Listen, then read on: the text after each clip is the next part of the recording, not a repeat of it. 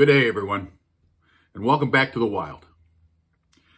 You know, when I was working in parishes, most every time people would tell me that they didn't want me to get political in my sermons. Like somehow the scriptures happened outside of a political context and outside of human society. Most of the teachings of Jesus regarded how people could get along and how the time for the good news was now upon us. And this stood against the common knowledge and customs of that day. And today's gospel is a case in point. So this probably is going to sound very political. And I mean that. I mean to do that. Jesus came to shake things up so that we would see life in a different way. Now, when people go from place to place to give a message, they tend to hit the highlights everywhere they go. A stump speech or a sermon may be customized for a local environment or a local audience. But in Jesus' day, with no teleprompter and no written speech notes, Jesus spoke repeatedly about what he knew. Modern preachers do that. If you listen to a lot of modern preachers, they speak time and time again around the same themes, and they weave the message of the day into the themes that they're trying to give. It's called creating their particular voice. And our presiding bishop, Michael Curry, says in differing ways over and over again, if it's not about love, it's not of God. And he refers to that again and again, that love is the issue here. Now, Luke tells us Jesus' message today. And it's Luke's version of what Jesus' stump speech, his most popular sermon probably would have been. So here is the gospel according to Luke, chapter 6, verses 17 to 26. Jesus came down with the 12 apostles and stood on a level place with a great crowd of his disciples and a great multitude of people from all Judea, Jerusalem, and the coast of Tyre and Sidon.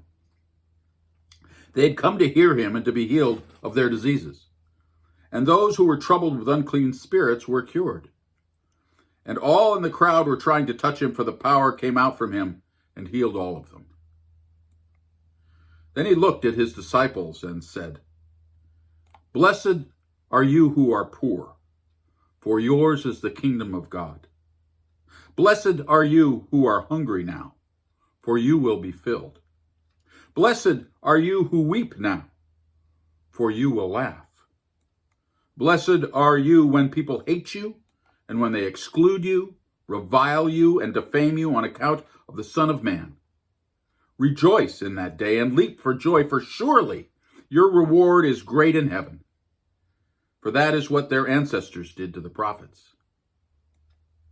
But woe to you who are rich, for you have reached your consolation. Woe to you who are full now, for you will be hungry. Woe to you who are laughing now, for you will mourn and weep. Woe to you when all speak well of you, for that is what their ancestors did to the false prophets." Now, this message was his Sermon on the Plain, as opposed to the Sermon on the Mount, which is much more famous, and it comes from Matthew. This basically is the same sermon, but it's in a different location. There are some notable differences.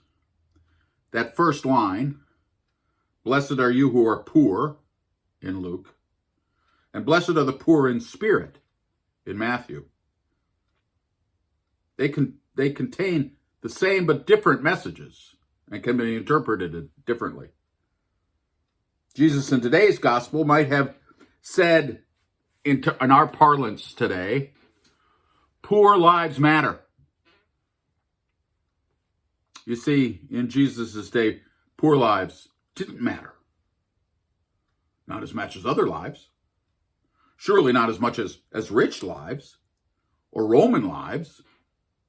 People who weren't rich might have complained, Jesus, aren't we all blessed?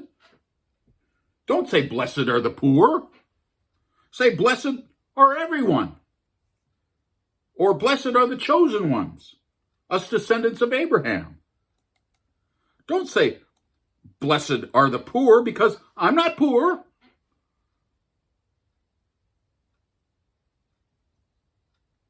Now, in Jesus' day, the poor were at the very bottom of the social ladder. They were less than everyone else.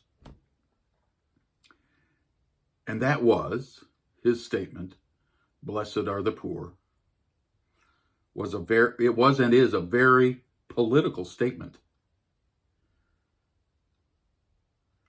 Who are the people in our society who are oppressed? Who are they? And until their lives matter, until they are blessed, none of us is blessed. Jesus, though, doesn't just talk about blessings. He just doesn't talk about blessed are the poor or the poor in spirit. He also talks about woes.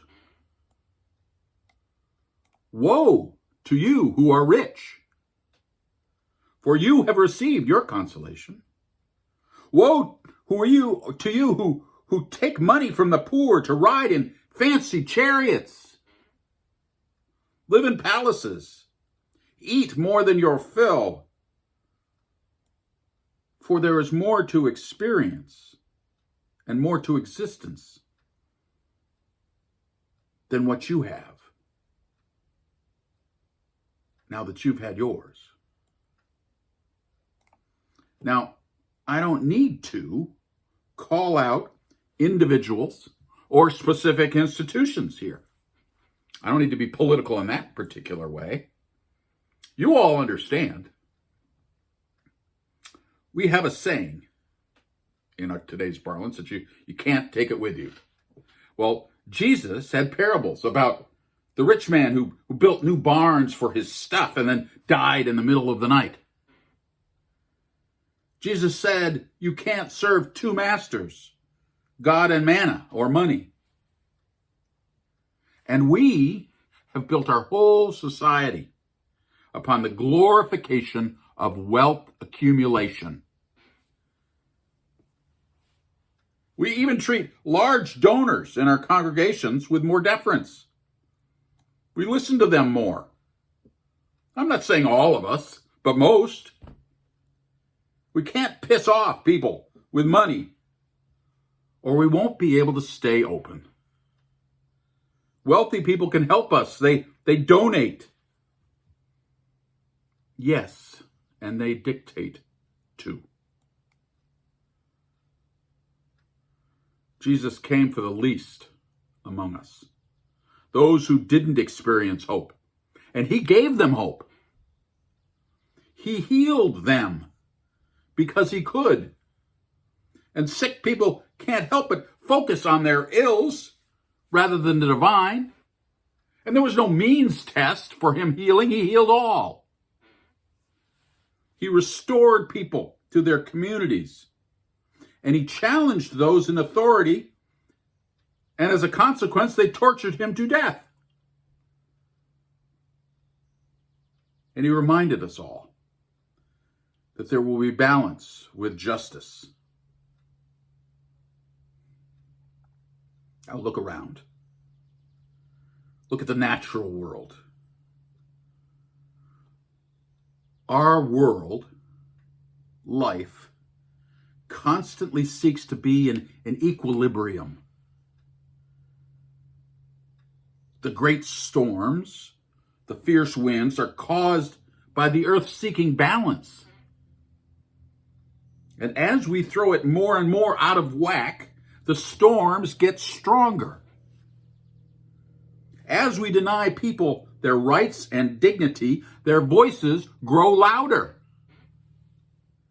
No justice, no peace is a truism, not a threat. Poor lives matter. Hungry lives matter. Homeless lives, sick lives, mentally or otherwise oppressed lives matter. Black lives matter. And until they truly do, we cannot say all lives matter, because these over here don't. And we lie to ourselves and to the world.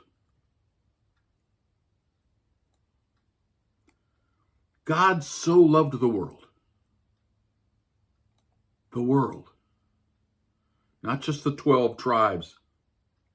Although Jesus came to the 12 tribes, because the people of the book shared a common understanding of the divine. If he'd showed up in Neolithic England or on the steppes of Siberia, might have had a different experience. God so loved the world that it exists. We exist because and through God's love.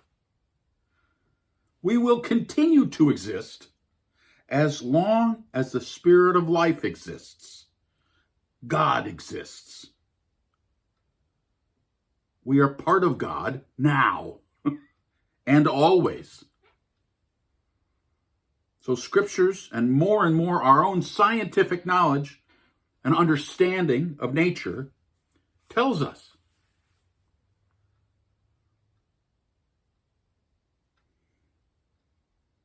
when we love each other, when we are the ones blessing each other,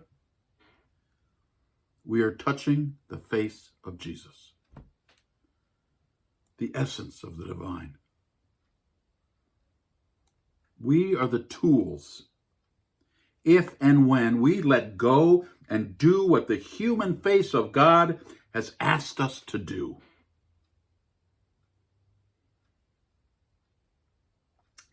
And we will know peace, and the kingdom of heaven will be in our midst.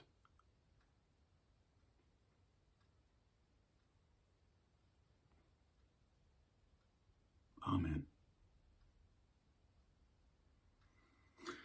As usual, if you have found this homily beneficial, make sure to like and subscribe by clicking the subscribe button below. Leave a comment if you want. And come on back to this channel here in the wilderness. I remain yours in faith. Blessings to you all.